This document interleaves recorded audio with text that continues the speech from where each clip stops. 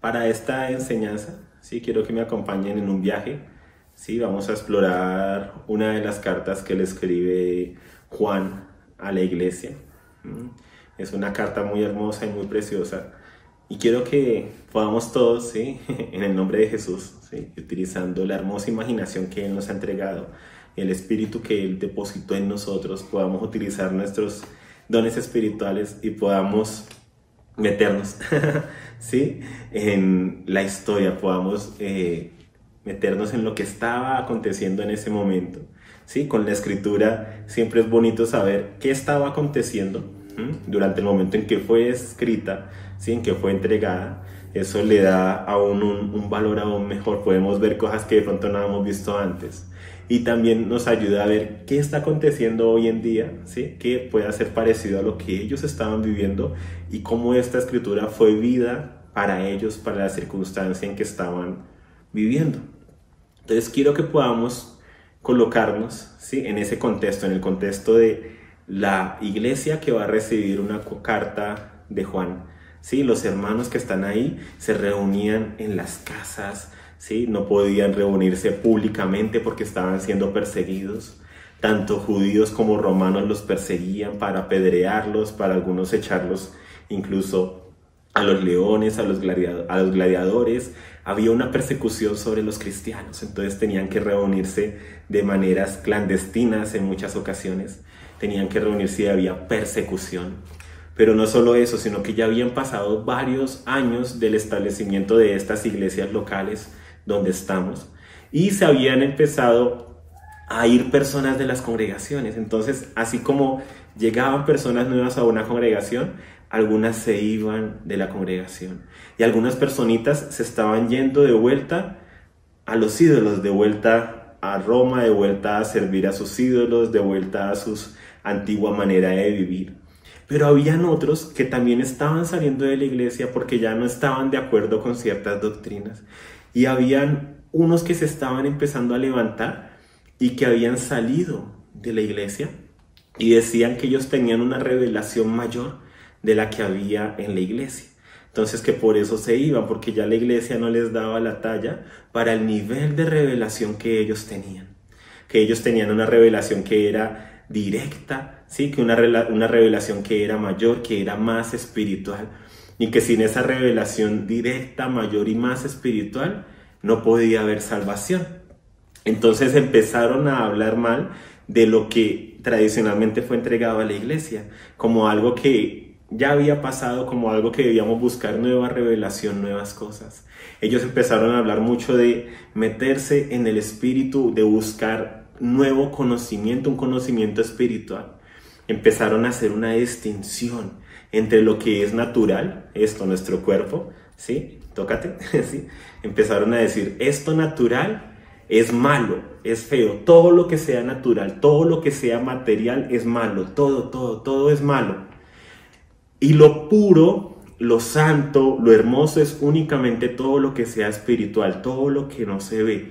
Y el conocimiento, a mayor conocimiento tú tengas, ¿sí? Más espiritual te vas volviendo y vas trascendiendo para dejar este cuerpo material y feo y alcanzar, ¿sí? Un nivel mayor de espiritualidad, un nivel mayor de conocimiento.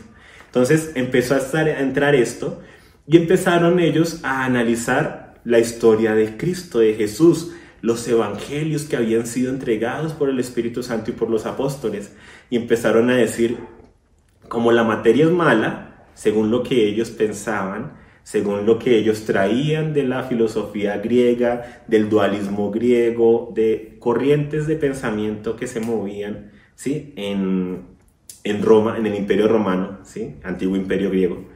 Todas esas corrientes, ¿sí? Ellos empezaron a intentar unir eso con el cristianismo. Y cuando vieron que no encajaba, entonces empezaron a formar su propio evangelio. Entonces empezaron a decir, como la materia es mala, Cristo no pudo haber tenido un cuerpo en verdad. Entonces lo que los apóstoles vieron no fue realmente a una persona, era como un espíritu, una aparición. Entonces todo lo que leen en los evangelios, ellos decían, es realmente una aparición de Cristo, porque Cristo es demasiado puro y es espiritual y no podía haberse hecho carne. Entonces no, ellos nunca lo tocaron, ellos nunca comieron con él, ellos realmente nunca hicieron estas cosas. Él aparentó que las hacía, pero no las hizo, todo era espiritual. Esto los llevó incluso a empezar a rechazar el bautizarse en agua, porque decían, ¿para qué nos vamos a bautizar en agua si el bautismo es algo espiritual, el agua es material, entonces no tiene sentido? Empezaron a rechazar el cenar, el compartir el pan y el vino, el tomar de la copa de la sangre de Jesús y el comer de su carne, porque empezaron a decir, esto es material y Jesucristo no vino con un cuerpo, entonces no hay manera de comer de él, todo es espiritual, todo es espiritual. Y empezaron a rechazar todas estas cosas que eran pilares de la fe. El compartir la cena, la resurrección de los muertos. Empezaron a decir, la resurrección no es algo en donde nuestros cuerpos van a resucitar, ¿sí? Va a haber una resurrección que es espiritual en el interior, pero no va a haber una resurrección de un cuerpo físico. Cuando Cristo resucitó no tenía un cuerpo físico. Y empezaron a hablar de todas estas cosas y a decir que todo lo material era malo, entonces todo debía ser era espiritual. Y empezaron a trastornar la fe de muchos.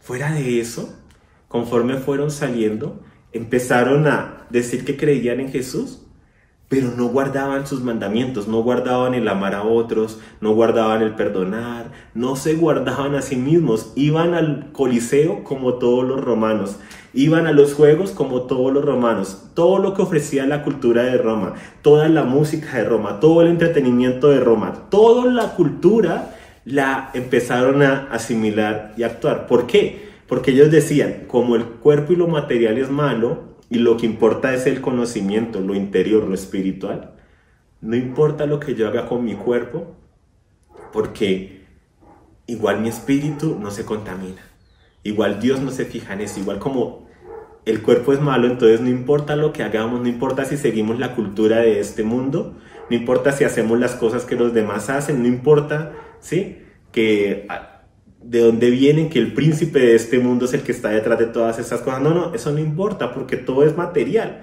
Entonces no hay ningún problema en eso. Entonces empezaron a hablar en contra de la ley, a hablar en contra de los mandamientos de Jesucristo, a decir que no había por qué seguirlos, ¿sí?, a decir que ellos no tenían pecado, que hacer todas esas cosas no era pecado, porque ellos no podían pecar, porque ya su cuerpo era malo, entonces no había manera de pecar o no pecar, ¿sí? Porque todo ya era espiritual, y con que ellos tuvieran el conocimiento adecuado, iban a lograr trascender este cuerpo. Entonces no importa lo que tú hicieras con tu cuerpo, decían ellos. Y fue algo que empezó a entrar en las iglesias, fue a salir realmente de las iglesias, pero como eran personas que habían pasado por las iglesias, querían persuadir a personas de las congregaciones para que se fueran con ellos, diciendo, nosotros tenemos la verdadera revelación, nosotros tenemos el verdadero conocimiento de parte de Dios. Más adelante a este grupo de personas se les empezó a llamar, mucho más adelante, los gnósticos, porque gnosticismo viene de gnosis, de conocimiento, de querer conocer. Entonces, este es el entorno en el que estaba la iglesia. Y ellos hacían sentir a los que estaban en la iglesia como menos, les hacían sentir como que eran personas de segunda categoría, como que estaban los cristianos de primera categoría porque tenían mucho conocimiento y mucha revelación espiritual, y estaban los hermanitos normales de segunda categoría que creían en lo que los apóstoles habían dicho y en lo que Jesús había dicho y que estaban guardando sus mandamientos cuando no hay necesidad de guardar esos mandamientos. Los hermanitos que creían que iban a resucitar sus cuerpos cuando ellos decían que no, que eso era absurdo. Entonces había una, ¿cómo se dice? Es una prepotencia, ¿sí?, para con los de la iglesia. Entonces la iglesia empezó a desanimarse. ¿Por qué? Porque personas que habían caminado con ellos durante años empezaron a irse de vuelta al mundo. Y aquellos que decían creer en Cristo empezaron a salir de la iglesia y se iban al mundo, pero mezclando el cristianismo y hablando de este conocimiento. Y otros que habían estado con ellos se iban, ¿sí? Y empezaban a hablar mal de Jesús o a decir que Jesús fue un espíritu, que Jesús fue una aparición, que los apóstoles realmente vieron fue un espejismo, ¿sí? Porque Jesús realmente fue solo un hombre. Entonces unos de ellos empezaron a decir, estaban los que decían Jesús es una aparición, y estaban otros que empezaron a decir, no, Jesús fue un hombre de carne y hueso, pero Cristo, cuando Jesús se bautizó, vino Cristo dentro de él, y cuando él murió, Cristo fue liberado y el que murió fue Jesús. Pero entonces Cristo, ¿sí? El eterno Cristo, el Hijo del Dios viviente, lo que hizo fue tomar el cuerpo de Jesús, ¿sí? Mientras andaba. Y esto era lo que ellos decían y lo que ellos predicaban. Entonces imagínense la confusión que empezó a crear esto a nivel de iglesia. No tenían todos una Biblia como la tenemos nosotros hoy en día. Todos estaban buscando copiar los evangelios de los apóstoles, pero la mayoría de cosas se transmitían era de manera oral. Entonces ellos habían escuchado el evangelio directamente de los apóstoles, lo habían escuchado de manera oral. Entonces, claro, venían otros a relatar otro evangelio, a relatar otra parte de la historia según ellos. Y esto empezó a confundir a muchos, y ahí es donde muchas de las cartas del Nuevo Testamento, ¿sí? Tanto Pablo como Juan, ¿sí? Como otros autores de las cartas, ¿sí? Pedro y demás, ¿sí? Se levantan a escribir para traer orden a la iglesia, para colocar en orden las cosas. Incluso el Evangelio de Lucas dice, ¿sí? Me he puesto a la tarea de colocar en orden cómo es que realmente sucedieron las cosas. ¿Por qué? Porque empezaban a levantarse personas declarando que tenían cierta revelación de parte de Dios, que iba en contra de lo que Jesucristo había predicado, lo que le había mostrado a sus apóstoles, de lo que los apóstoles habían recibido. Entonces la fe de muchos empezó a ser trastornada. No solo eso, sino que con la persecución empezó a haber desánimo en la iglesia. Porque claro, sí, empezaban a surgir estos evangelios, empezaron a sufrir esta persecución. Unos empezaron a espiritualizar todo al punto de que incluso ya negaban que Cristo hubiera resucitado con un cuerpo y negaban que nosotros fuéramos a resucitar. Entonces, Satanás le estaba apuntando a los tres pilares, ¿sí? Que nos habla la propia Escritura, que son las cosas más importantes que van a permanecer hasta el final. En 1 Corintios 13 dice, la fe, la esperanza y el amor. ¿Qué va a permanecer al final de todo? La fe en Cristo, ¿sí? La fe, ¿sí? En Dios. La esperanza. ¿Cuál esperanza? La esperanza de la resurrección, la esperanza de que como Él resucitó, nosotros vamos a resucitar. La que dice Pablo en Corintios, que si no hay resurrección de cuerpos, vana es nuestra fe. O sea, no tiene sentido la fe cristiana si no hay una resurrección de los cuerpos. Dice Pablo en Corintios, la esperanza de la resurrección, la esperanza de que por más enfermedad que pueda llegar a venir, por más que este cuerpo se pueda deteriorar, esta carcasa, yo tengo una esperanza de que cuando este cuerpo dé el último respiro, va a haber un momento en que se va a escuchar una trompeta, va a haber una frecuencia a nivel de toda la creación y voy a recibir de parte de Dios un cuerpo nuevo. Mi cuerpo va a ser resucitado. Va a ser resucitado a la gloria, ¿sí? De Dios, a la semejanza del cuerpo resucitado de Jesucristo. Y esa es la esperanza de la resurrección, la esperanza que tenemos, la esperanza por la cual la iglesia pudo dar su vida, por lo cual la iglesia era martirizados y dieron sus vidas. Dieron sus vidas, ¿por qué? Porque tenían la esperanza de que iban a resucitar.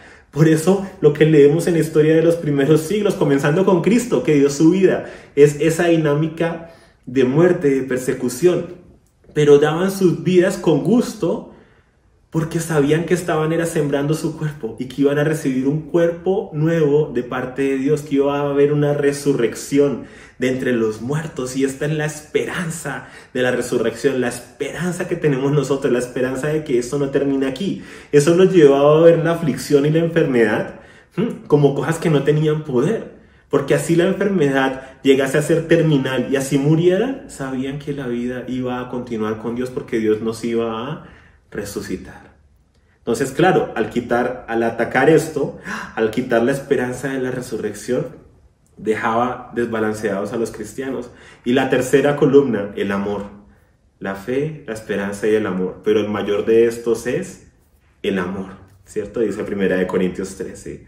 Ahora permanecen la fe, la esperanza y el amor, pero el mayor de estos es el amor, ¿cierto? De que Dios es amor, el amor de Él por nosotros, ¿sí? Y que el amor de nosotros para con Él y para con nuestro prójimo. Entonces Satanás siempre busca atacar esos tres pilares: la fe de nosotros los creyentes, la esperanza que tenemos en Dios, en la resurrección, en que la vida va mucho más allá, y el amor, el que no creamos que Dios nos ama, que Dios nos ha amado y que Dios nos va a continuar amando porque ya entregó a Jesucristo por nosotros.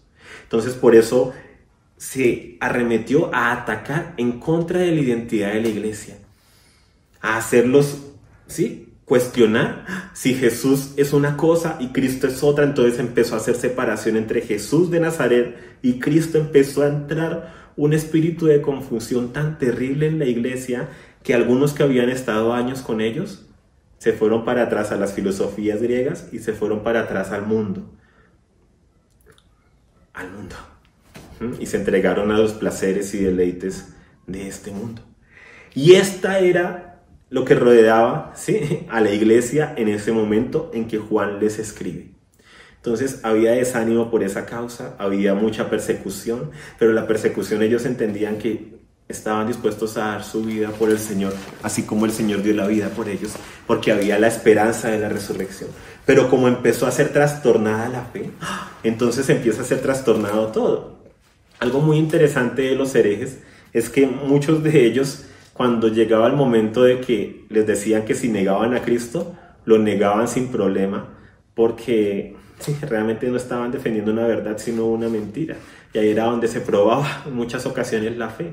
En cambio, los cristianos, que habíamos mantenido el testimonio de Cristo, que habían mantenido ese testimonio vivo, sí estaban dispuestos a morir, y aún de las formas más crueles, por mantener la verdad, por mantener el legado. Entonces los apóstoles entregaron este legado, las cartas, entregaron los evangelios, sí, y eran los tesoros de la iglesia, pero hasta ahora se estaban empezando a copiar. Usualmente se mandaba la carta física o el evangelio para que otras iglesias lo leyeran y lo pudieran compartir. Y luego con la persecución que empezó a haber, empezaron a copiarlo, ¿sí?, para dejar ese legado y que no se perdiera. Y entonces en medio de todo esto, en medio del desánimo, en medio del temor, ¿sí?, muchos tenían temor porque muchos estaban pensando, ok, entonces no va a haber resurrección, entonces si muero ya, ¿sí?, entonces si no tengo el conocimiento que estas personas tienen, entonces no puedo ser salvo. Entonces, ¿de qué sirve guardarme? ¿Sí me debo guardar del mundo o debo actuar como todos los del mundo? ¿Puedo ir al Coliseo romano? ¿Puedo entretenerme como se entretenían los romanos? ¿Puedo hacer todo lo que hacen los romanos? Porque igual Dios no se fija en eso. Empezó a haber esta confusión en la iglesia, y en una iglesia que estaba guardando el testimonio de Jesucristo. Y ahí es donde estamos ahí de pronto en esa atmósfera. Estamos ahí hablando de estas cosas, estamos ahí en las casas como estás tú. ¿Sí? Si puedes oscurecer un poco el lugar, sería más bonito. Para que así como se está oscureciendo en este momento acá, ¿sí? La creación se está poniendo de acuerdo para poner la atmósfera adecuada. ¿Sí? Se empieza a oscurecer un poco, ¿sí? Sentimos que hay mucha tiniebla, que hay persecución, hay desánimo.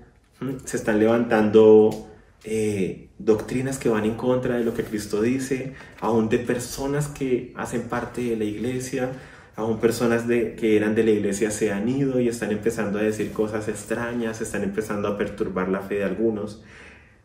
Algunos hermanos en la congregación se están sintiendo de que no son tan espirituales como otros, porque hay unos hermanos que ven visiones y ven sueños y ven tantas cosas, y algunos de ellos no ven nada, no sienten nada, ¿sí? Saben orar y saben leer la Biblia, pero no ven nada. O sea, intentan ver espiritualmente, pero no ven lo que estos hermanos dicen que ven.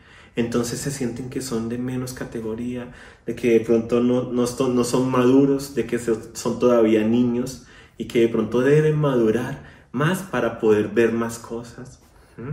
Hay personas que están empezando a ver que entonces no hay problema. Si yo soy igualito al mundo, si yo hago lo que el mundo hace, si yo sigo las pasiones que el mundo sigue, porque igual puedo seguir creyendo en Cristo.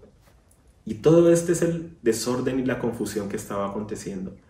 Tal cual como acontece hoy en día, ¿sí? Donde tenemos toda clase de, entre comillas, iglesias, ¿sí? Donde tenemos que cada vez más en países, en otros países, y acá también está llegando, se están levantando iglesias, ¿sí? Con pastores que no creen en lo que dice la Biblia acerca del hombre y la mujer, ¿sí? Iglesias en desórdenes sexuales, iglesias con toda clase de cosas y diciendo que siguen a Cristo.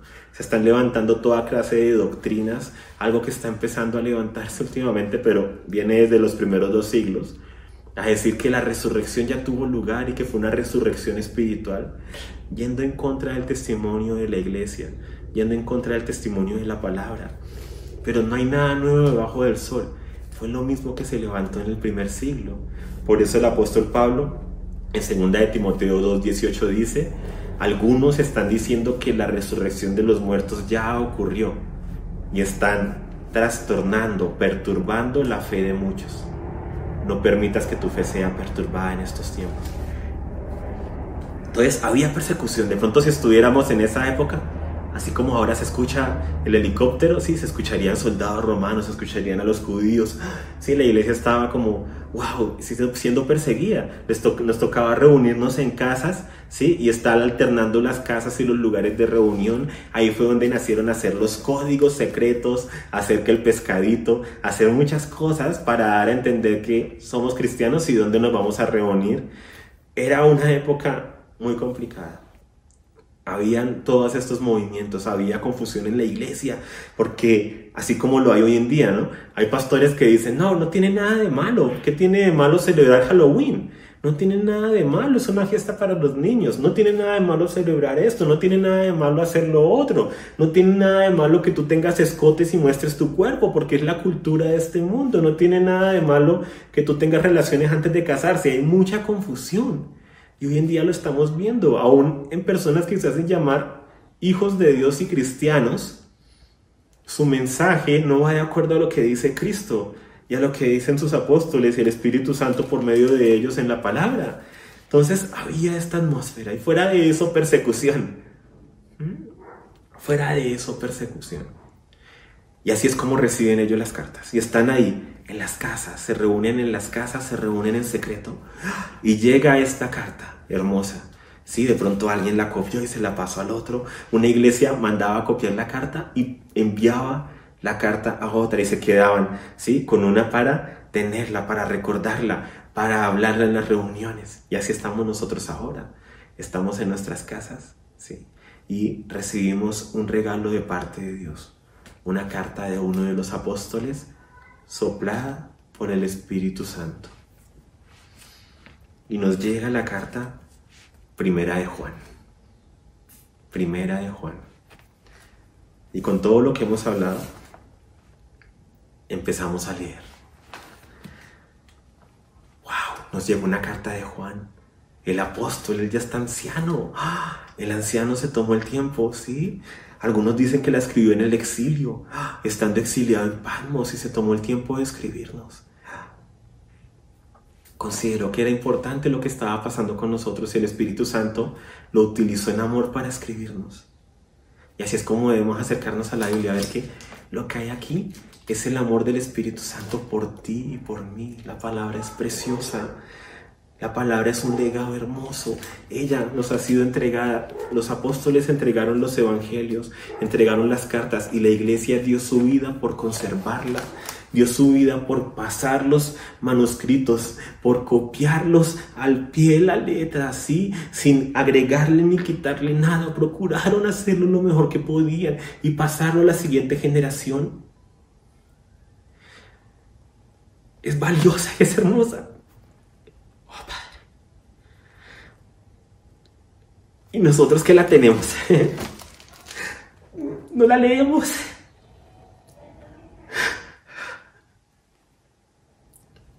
La menospreciamos a veces.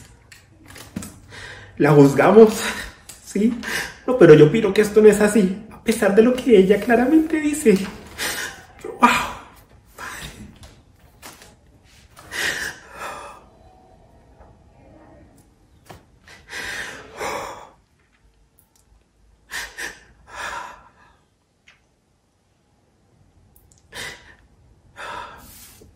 Incontables hermanos nuestros han dado su vida a través de la historia para que nosotros podamos tener esta hermosa palabra en nuestros celulares e ignorarla todo el día.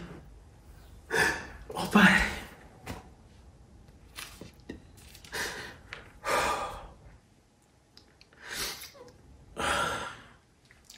Y me quebranto porque muchas personas se desvían de la fe porque nunca la leyeron. O sea, nunca la leyeron.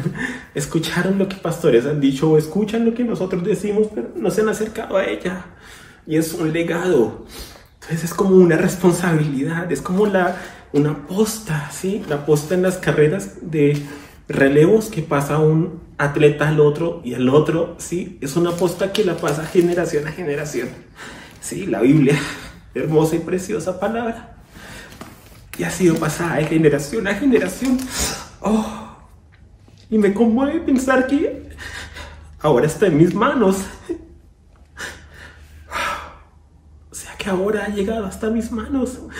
Sí, una carta que fue escrita en el primer siglo y que personas fieles a Dios determinaron escribirlas y la enviaron a otra iglesia. Y personas fieles a Dios dijeron: esto es importante, y la leyeron, la degustaron y la escribieron y la pasaron a otra generación. Ay, Padre, perdón. Eso no estaba en el libreto. No estaba dentro de lo que pensaba. Entonces, leer la Biblia, o sea, es un tesoro. Sí, es un tesoro. Es un tesoro hermoso, precioso. Es un legado hermoso. Sí. Es el canon. Canon significa regla, la vara. O sea, la vara con la que se mide toda la revelación. O sea, ¿por qué a la escritura se le llama el canon bíblico? Porque su contenido es la vara con la que debemos medir lo que yo recibo en mi experiencia espiritual. Cuando yo oro, cuando yo escucho la voz de Dios, cuando yo veo una visión, cuando veo una prédica de alguien, ¿sí? Yo debo no ir con un espíritu de crítica, obviamente, sino que lo que yo recibo debe ir de acuerdo, en armonía con lo que el Padre ya ha entregado y con lo que le entregó a los apóstoles, ¿sí? Con lo que le entregó a la iglesia, con lo que ha quedado consignado, lo que la iglesia dijo: esto es importante. Es tan asombroso como tenemos la Biblia hoy en día, así como tenemos estas cartas y este evangelio, porque la iglesia en los primeros siglos fueron los que determinaron: estas cartas que recibimos son importantes. Y miren, ellos tenían la posibilidad de haber metido sus propios escritos. Si tú pudieras hacer el canon de la escritura, seguro que le meterías algún escrito tuyo, que hicieras meter algún escrito, algo de lo que Dios te ha entregado. Y ellos dijeron: no vamos a agregarle nada. Tal como lo recibimos, lo vamos a entregar, porque no queremos adulterar lo que los apóstoles recibieron. Esto es importante. Lo que nosotros recibimos es importante, pero no llega al nivel de lo que es esto. Y por eso fue que metieron estas cartas, las que habían recibido de los apóstoles. No metieron ni siquiera las cartas que ellos tenían, y que incluso algunas de ellas tenían más teología, ¿sí? Más cosas más elaboradas, porque no quisieron, ¿sí? Quisieron mantener una pureza en el Nuevo Testamento. Y eso es hermoso, o sea, por eso también me quebranto, ¿sí? Porque es un tesoro. Entonces estamos ahí en esta iglesia, ¿sí? Que está en todas estas dificultades, en todos esos temas, que está, ¿sí? Viendo cómo personas vienen de la iglesia, salen de la iglesia, ¿sí? Cómo hay ese intercambio de ovejas, ¿sí? Y desafortunadamente se van, ¿sí? Menospreciando la iglesia en la que están, menospreciando la revelación que Dios ha entregado, menospreciando lo que Dios le ha dado a los apóstoles, diciendo que hay un nuevo conocimiento, que hay mayor revelación. Y recibimos esta carta, ¿sí? Con todo ese contexto que ya hablamos, personas que se van al mundo y demás. Y estamos ahí en nuestras casas, ¿sí? Nos pasaron la carta, alguien la escribió, la pasó. Ahí fue cuando comencé a quebrantarme. Digan, no se voy a quebrantar por contar lo mismo. Sí, nos llegó una de las cartas. ¿Sí? Y nos reunimos con nuestra familia, y con otras familias que se congregan con nosotros. Nos reunimos ahí a la luz de las velas, no hay electricidad, ¿sí? Y prendemos las velas, nos hacemos ahí, nos recostamos a la mesa, ¿sí? En el comedor no hay sillas altas, nos arrodillamos en el suelo y nos recostamos en la mesa del comedor. Colocamos el manuscrito, lo desenvolvemos. ¿Sí? Se nos dice que la escribió Juan, el anciano, para nosotros, para ti. Wow, o sea, el Espíritu de Dios te ama tanto. Ahí fue donde empecé a quebrantarme, ¿cierto? Porque es que el Espíritu de Dios nos ama tantos. Cada carta, cada evangelio, cada libro de la Escritura es un regalo del cielo. Sí, que ha sido mantenido de generación a generación. Y nos llega a nuestras manos. Wow, gracias. Y empezamos a leer lo que era desde un principio, lo que hemos oído, lo que hemos visto con nuestros ojos, lo que hemos contemplado y palparon nuestras manos acerca del verbo de la vida, porque la vida fue manifestada y la hemos visto y damos testimonio y les anunciamos la vida eterna, la cual estaba ante el Padre y nos fue manifestada. Lo que hemos visto y oído, eso les anunciamos, para que también ustedes tengan comunión con nosotros. Y nuestra comunión verdaderamente es con el Padre y con su Hijo Jesucristo. Y estas cosas les escribimos para que su gozo sea completo. ¡Wow! O sea que ellos palparon, ellos sí tocaron a Jesús. La vida eterna se manifestó. O sea que si hay una vida eterna para la resurrección de nuestros cuerpos, esa esperanza hermosa. Y nos escriben para que nuestro gozo sea completo. O sea, para que entendamos que no necesitamos nuevo conocimiento, un conocimiento especial para acercarnos a Dios o para estar más cerca de Dios, sino que ya tenemos un gozo que es completo, el gozo de conocerlo a Él. Y podemos tener comunión con la iglesia, y comunión con el Padre, y comunión con el Hijo Jesucristo. A pesar de estar en el cuerpo, podemos tener comunión con ellos. Continuamos leyendo. Este es el mensaje que hemos oído de Él y les anunciamos. Dios es luz, y en Él no hay ninguna tiniebla. Si decimos que tenemos comunión con Él y andamos en la tiniebla, mentimos y no practicamos la verdad. Wow, como ellos que se fueron y ahora están en el mundo. Y ellos que hablan de seguir a Jesús, pero sus vidas están llenas de tiniebla. Y actúan como el mundo, hacen lo que el mundo hace, aman lo que el mundo ama. Si andamos en la luz como Él está en la luz, tenemos comunión unos con otros. Y la sangre de Jesús, su Hijo, nos limpia de todo pecado. Si dijéramos que no tenemos pecado, nos engañamos a nosotros mismos y la verdad no está en nosotros. Si confesamos nuestros pecados, Él es fiel y justo para perdonar nuestros pecados y limpiarnos de toda maldad. Si decimos que no hemos pecado, lo hacemos mentiroso y su palabra no está en nosotros. Si andamos en la luz, tenemos comunión con la iglesia. No vamos a buscar allá una iglesia virtual donde yo nunca me vea con nadie, nunca tenga un grupo de amigos con quien interactuar, donde nadie me pueda exigir cosas y yo no le pueda exigir a nadie. Voy a buscar algo egoísta. Dice, si estamos en luz, tenemos comunión unos con otros. No te dejes engañar, estamos en tiempos peligrosos. La iglesia no es tan solo esto es un servicio entre la congregación. Esto es una palabra de crecimiento, una palabra de enseñanza apostólica. Hay alabanza y demás, pero no es el todo. Necesitamos vernos unos a otros, así sea de manera virtual, interactuar para tener comunión. Para tener comunión. Lo otro es egoísmo. Hoy en día hay mucho egoísmo y hay personitas que están tomando esta época de la pandemia para alejarse aún más de la iglesia y huirle a toda clase de reunión, huirle a toda clase de interacción, y ahí no hay crecimiento. Lo siento, o sea, es lo que dice la Escritura. ¿Sí? Y así no nos podamos ver físicamente. Están los grupos de amigos, están grupos y reuniones de oración, están grupos de hombres, de mujeres. Hay oportunidades para interactuar, pero sobre todo el grupo de amigos, que es donde más interacción hay. Nos necesitamos. Para andar en luz tenemos que estar en comunión. Y comunión no es recibir en un culto. No es recibir y recibir enseñanzas y revelación. No. va mucho más allá. Pero continuemos leyendo. Hijitos míos, estas cosas les escribo para que no pequen.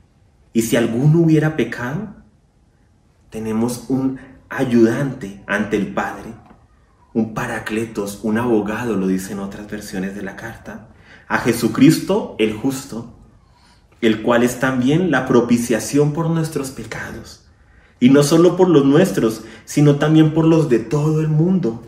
Y en esto sabemos que lo hemos conocido, si guardamos sus mandamientos. El que dice yo lo conozco y no guarda sus mandamientos es un mentiroso, y la verdad no está en él. Pero el que obedece su palabra, en este verdaderamente se ha perfeccionado el amor de Dios.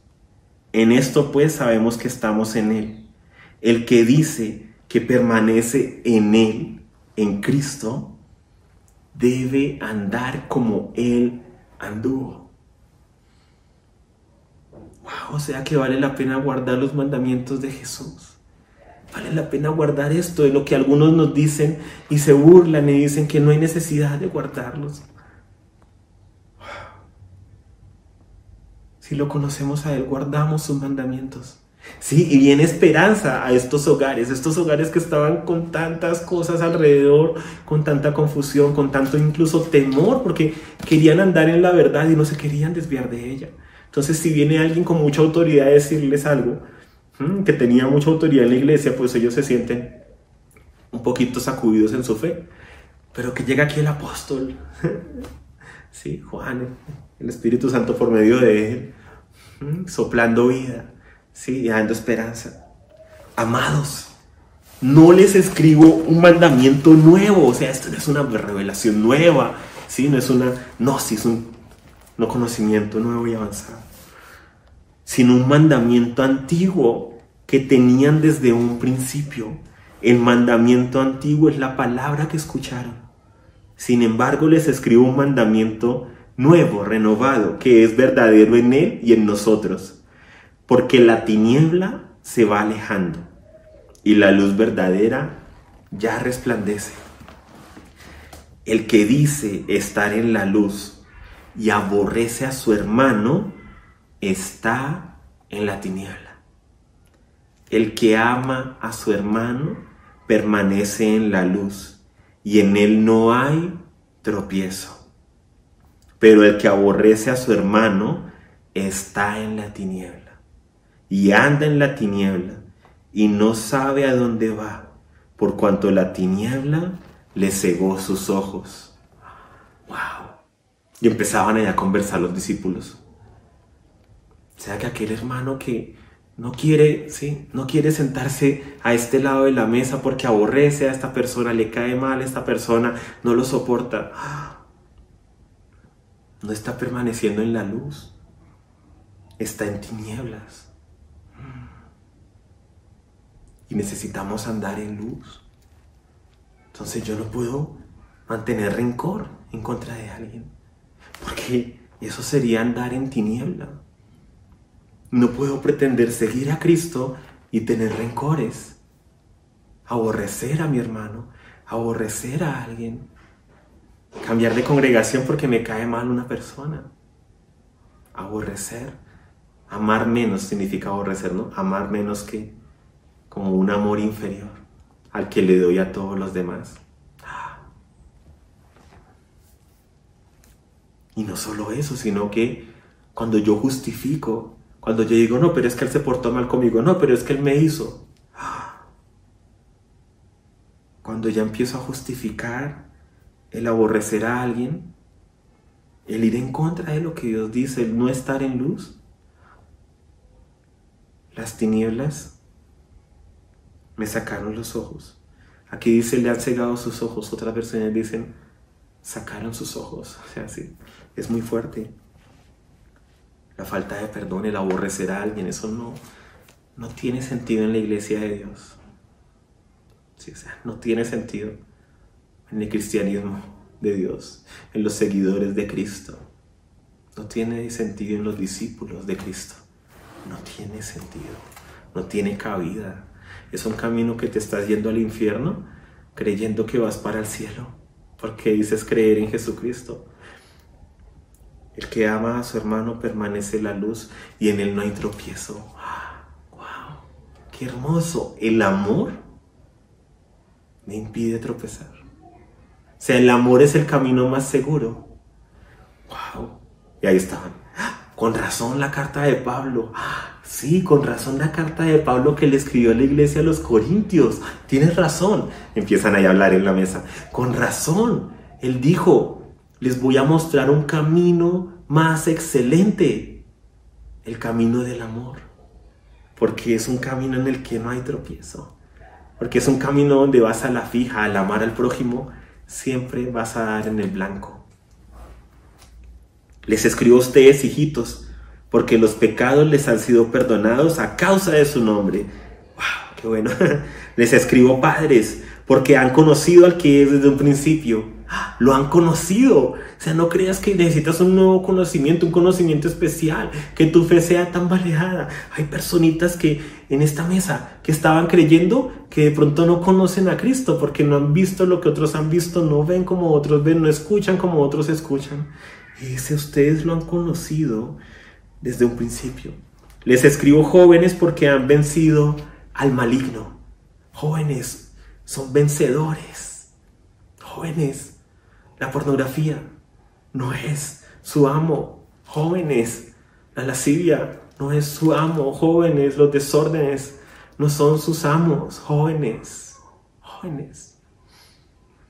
Este mundo, la cultura de este mundo, el entretenimiento de este mundo, lo que busca esclavizarlos. Ustedes han vencido al maligno, son vencedores. Y les acabo de escribir, niñitos, porque han conocido al Padre.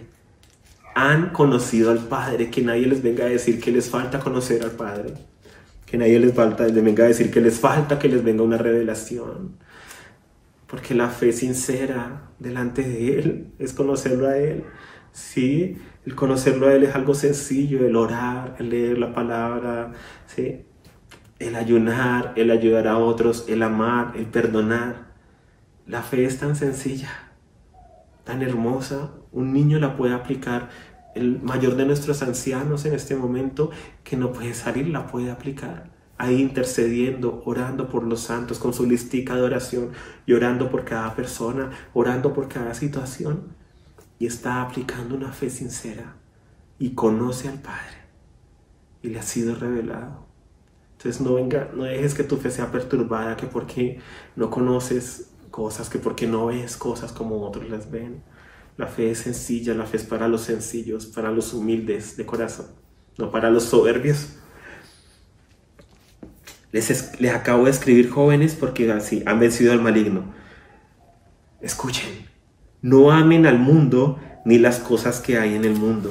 Si alguno ama al mundo, el amor del Padre no está en él.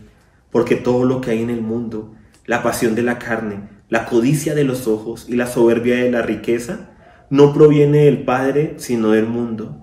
Y el mundo está pasando y sus deseos, pero el que hace la voluntad de Dios permanece para siempre.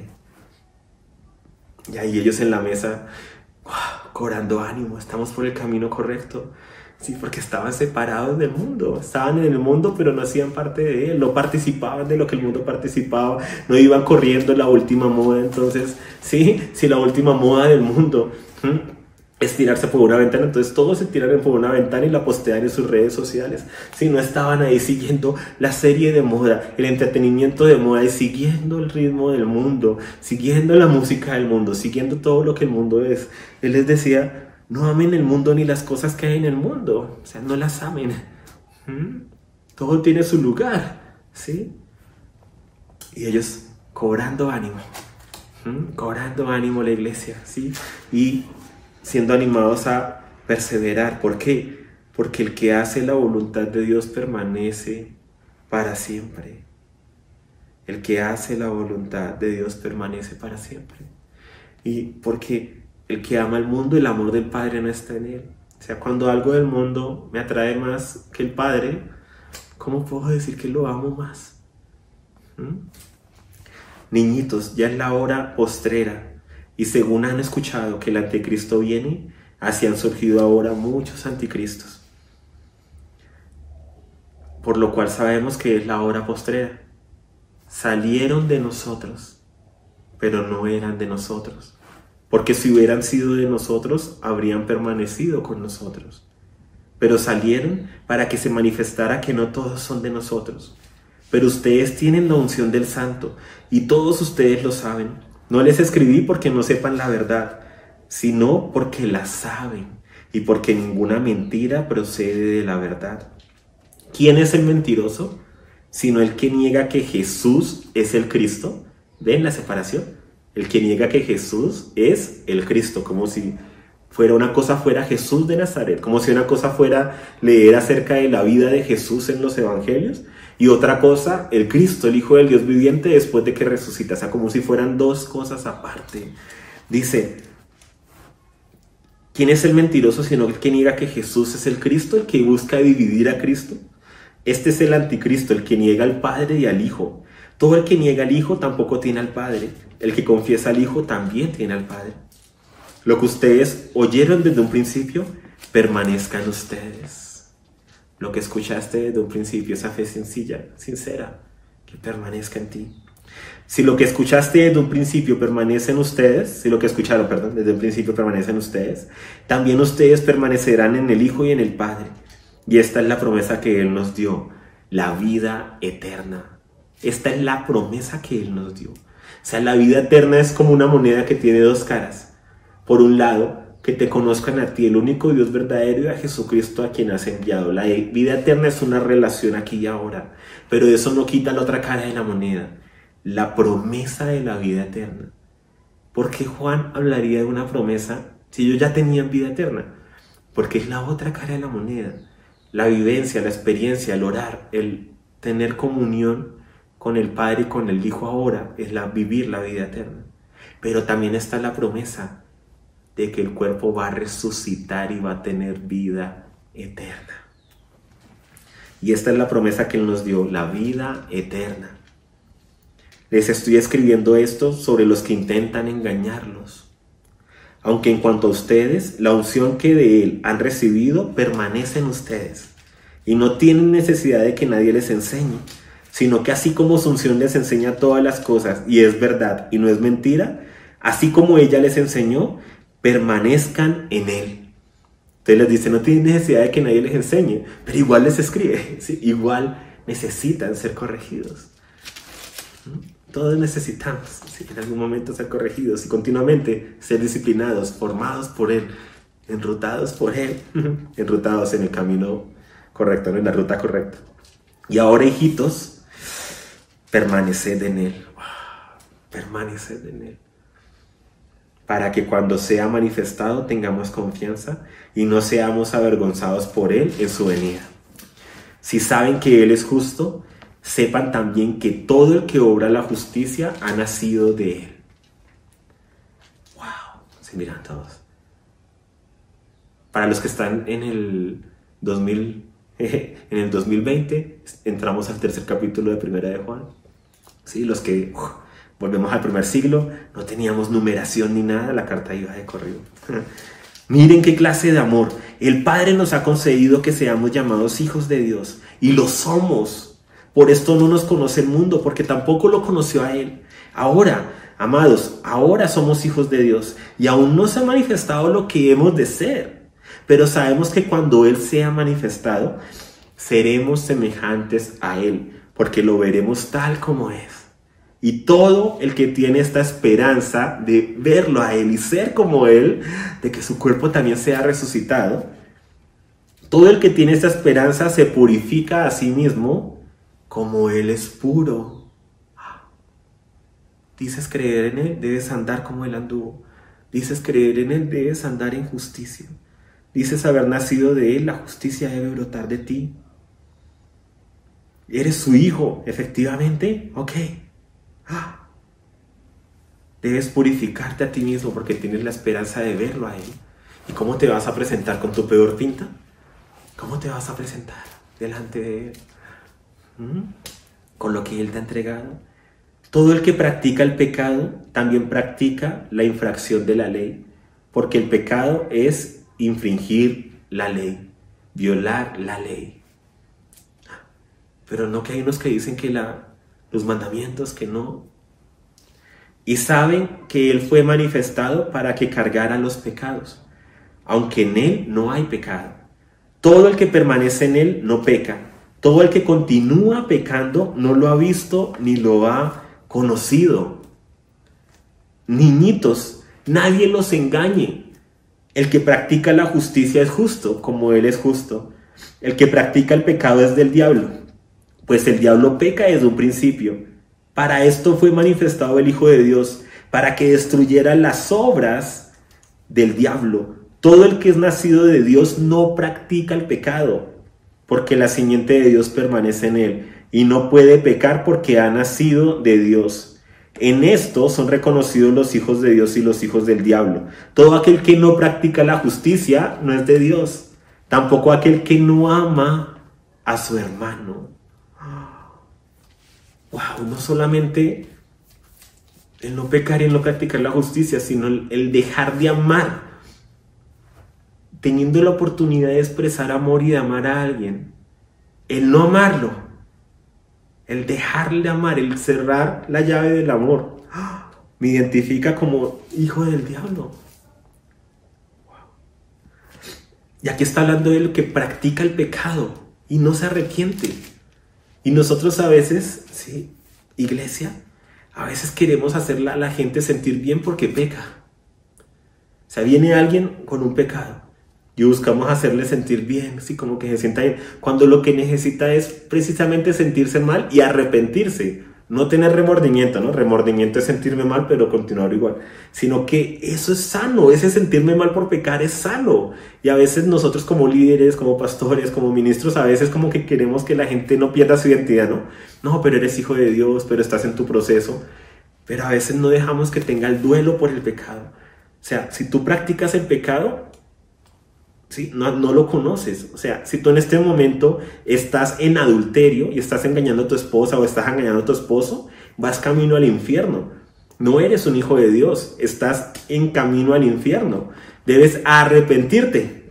Lo que dijo antes Juan, abogado tenemos para con el Padre, a Jesucristo, pero para utilizar el abogado tengo que arrepentirme de mis obras. No es que el abogado es mientras continúo en la práctica de lo mismo.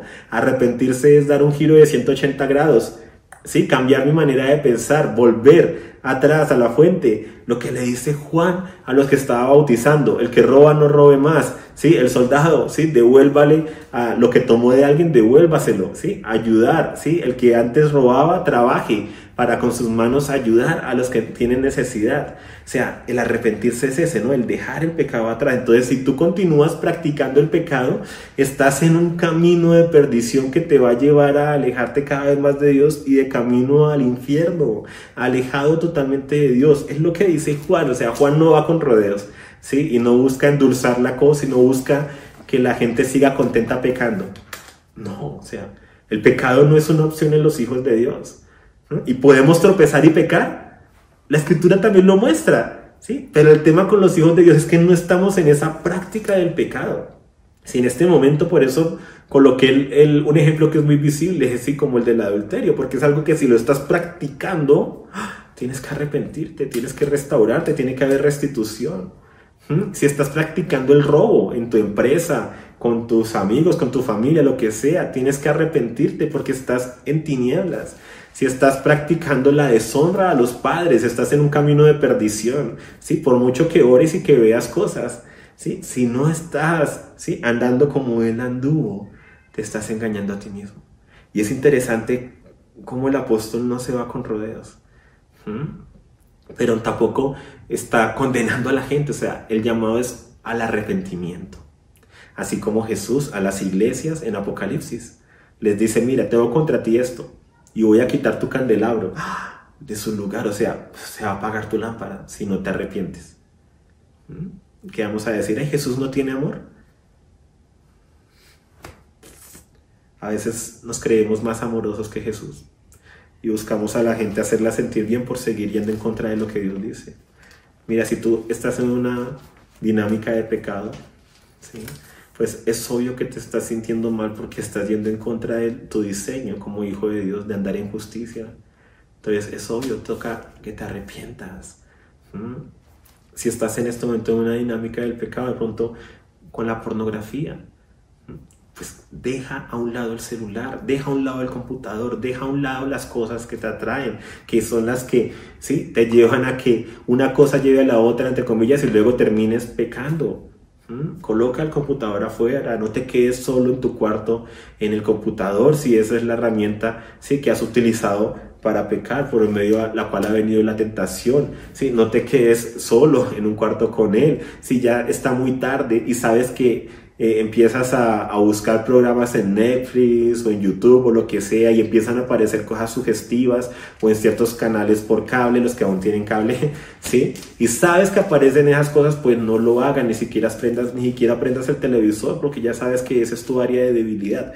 Pero no te engañes a ti mismo. Sal de esa práctica del pecado. Sí, o sea, esa no puede ser la dinámica de tu vida. La idea es que cometamos nuevos errores.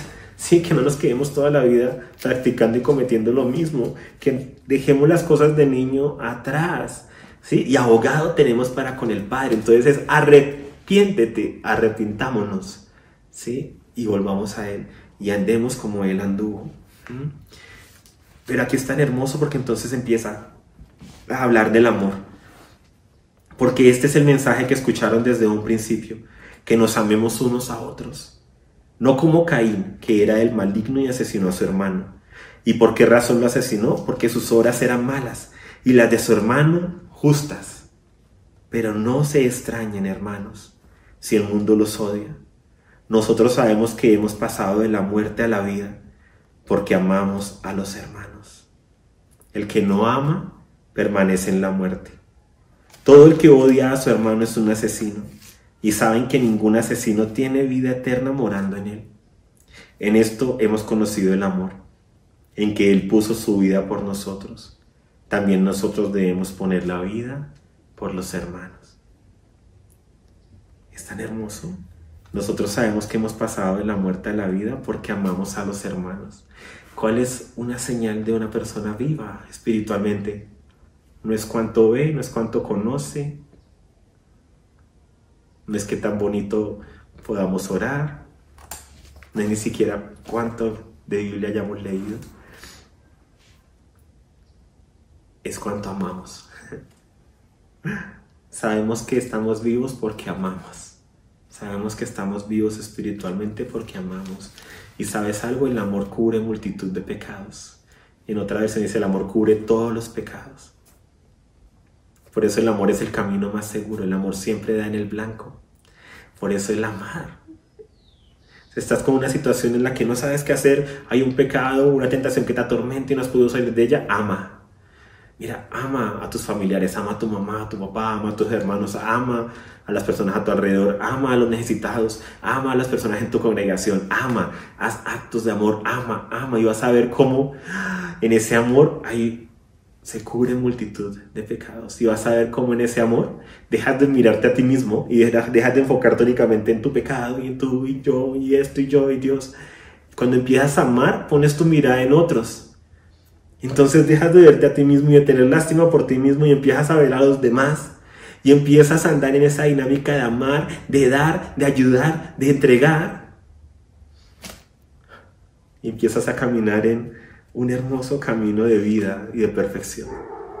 Y los pecados que antes te agobiaban, vas a ver que van quedando atrás. El que odia a su hermano es un asesino. Y saben que ningún asesino tiene vida eterna morando en él. De nuevo, ¿no? El rencor. Si odias a alguien, mira, sí, o sea, así cualquier pastor te intente decir: no, pero tranquilo, o sea, la escritura no puede ser violenta.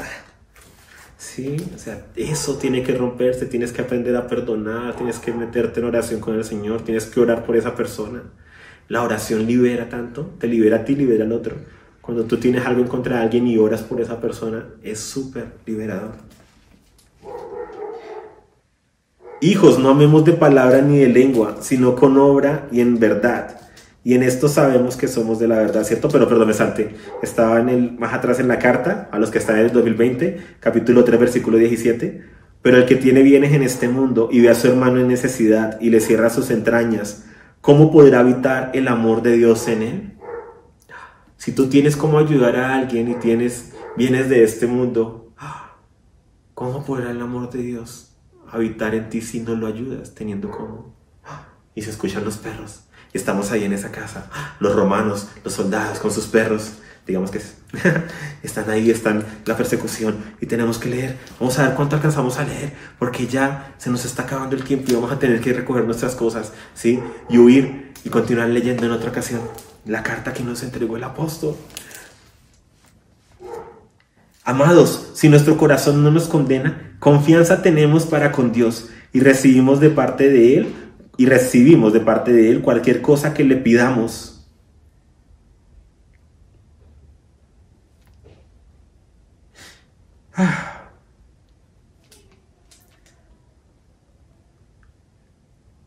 Hijitos míos, no amemos de palabra ni de lengua, me devolví un poquito, ni de lengua, sino con obra y de verdad, como estamos siendo perseguidos. Y en esto sabremos que somos de la verdad y tranquilizaremos nuestro corazón delante de Él, aun cuando nuestro corazón nos condene, porque más grande que nuestro corazón es Dios, y Él conoce todas las cosas. Amados, si nuestro corazón no nos condena, confianza tenemos para con Dios y recibimos de parte de Él cualquier cosa que le pidamos.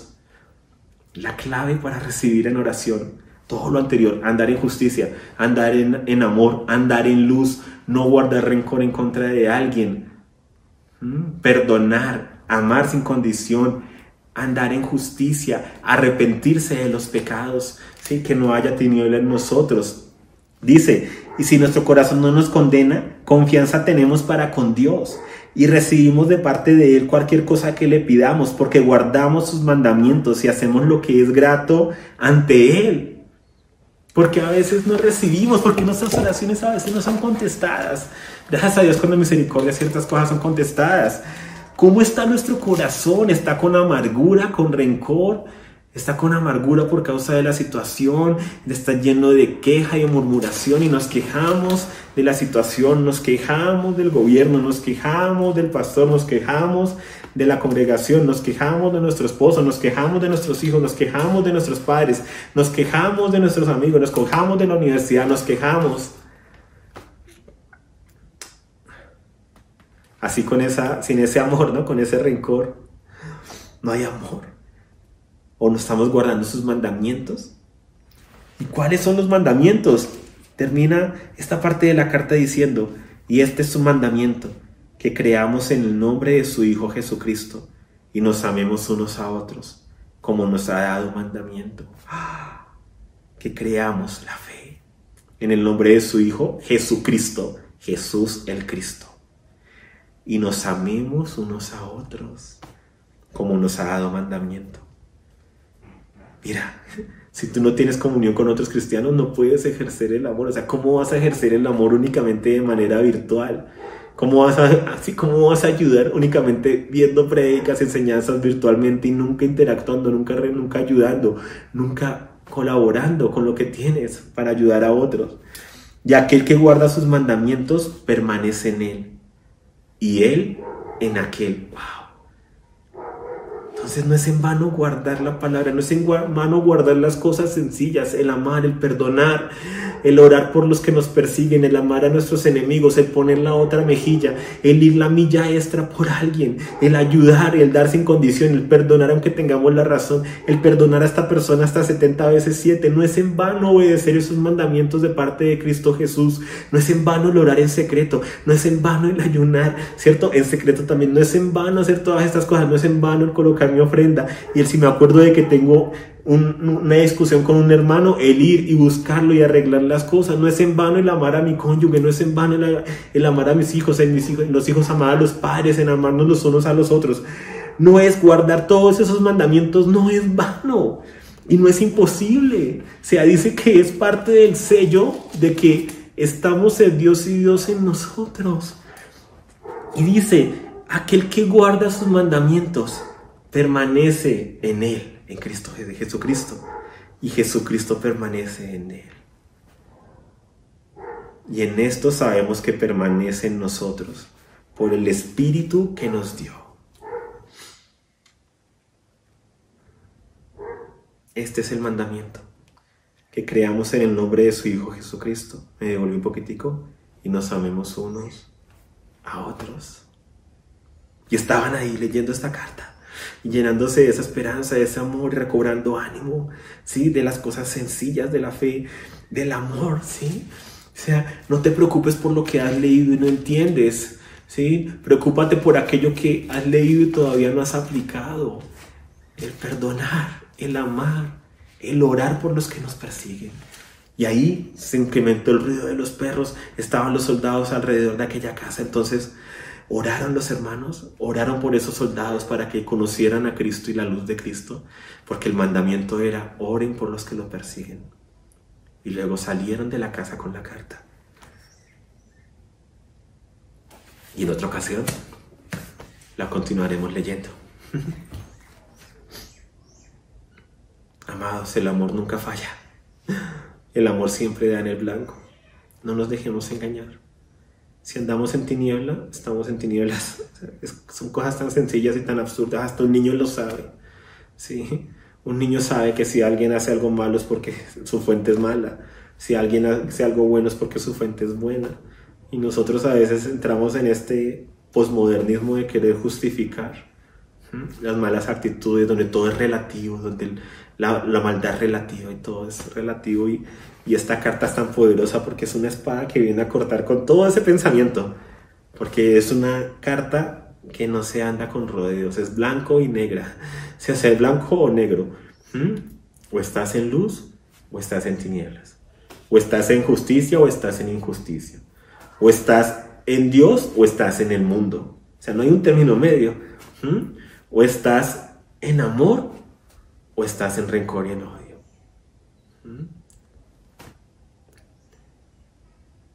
O guardas sus mandamientos o estás en pecado delante de Él. Estás infringiendo. O practicas la justicia o practicas el pecado. Y es necesario que continuamente nos estemos evaluando. Eso es bueno.